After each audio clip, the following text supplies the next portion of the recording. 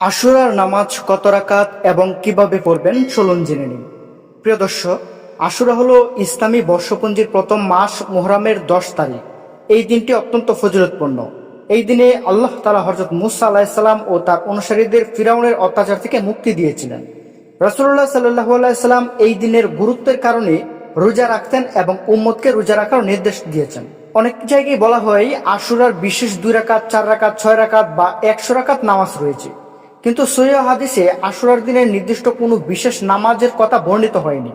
তাই আশুরার নামে নির্দিষ্ট রাকাতের কোনো নামাজের সুন্নত বা আবশ্যক মনে করা ঠিক নয়। তবে একজন মুসলিম চাইলে সাধারণত নফল নামাজ পড়তে পারেন। তাহলে কি নামাজ পড়বেন?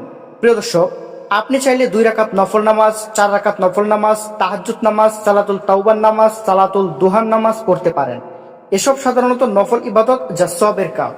তো এখন চলুন জেনে নেই আশুরার দিনের সবচেয়ে গুরুত্বপূর্ণ আমল কি কি। 1. রোজা রাখা।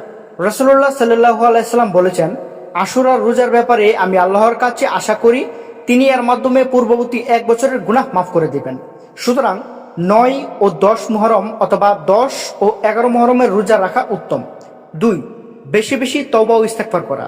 আল্লাহর কাছে নিজের গুনাহের জন্য ক্ষমা চান। 3. কুরআন তিলাওয়াত করতে পারেন। আশুরার দিনে বেশি বেশি কুরআন তিলাওয়াত করা অত্যন্ত ফজিলতের কাজ। 4. দান সদকা করতে পারেন। গরিব, অসহায় ও এতিমদের সাহায্য করুন। ইসলামের দান সৎকার গুরুত্ব অনেক বেশি। 5. সুবহানাল্লাহ, আলহামদুলিল্লাহ, আল্লাহু আকবার, লা ইলাহা ইল্লাল্লাহ এই জিকিরগুলো বেশি বেশি পড়বেন। প্রিয় দর্শক, আশুরার দিনের সবচেয়ে বড় আমল হলো রোজা রাখা। আর আশুরার নামে নির্দিষ্ট কোনো 4 রাকাত বা বিশেষ নামাজের সহিহ প্রমাণ নেই।